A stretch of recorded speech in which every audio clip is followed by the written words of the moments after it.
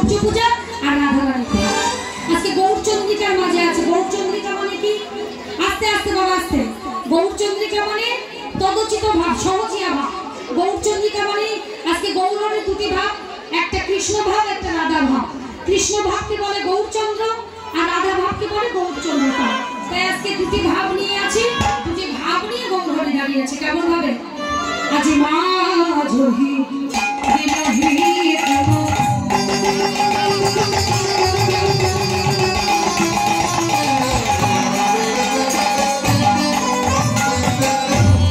Bosnia ভিততলা যদি রহে বলো